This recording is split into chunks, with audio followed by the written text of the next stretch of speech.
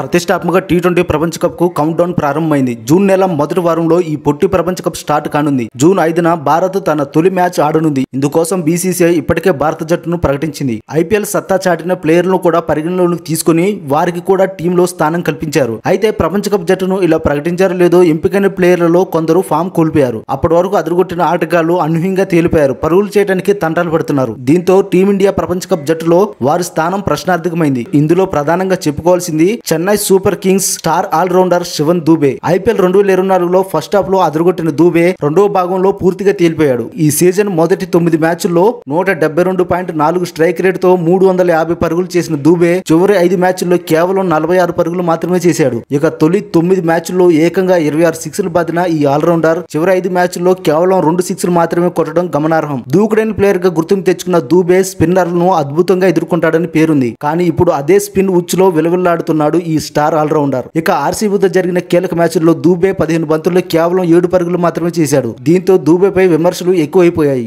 ఈ నేపథ్యంలో world cup ప్రకటించిన జట్టులో మే 25 లోపు మార్పులు చేసుకోవచ్చు. ఈ క్రమంలో మెయిన్ టీమ్ లో ఉన్న దూబేకు ఉద్వాసన తప్పకపోవచ్చని ప్రచారం జరుగుతుంది. అతడి స్థానంలో రిజర్వ్ జాబితాలో ఉన్న ఫినిషర్ రింకు సింగ్ ని ప్రధాన జట్టులోకి తీసుకుంటున్నారని తెలుస్తుంది. త్వరలోనే దీనికి సంబంధించిన అధికారిక ప్రకటన రావచ్చని తెలుస్తుంది.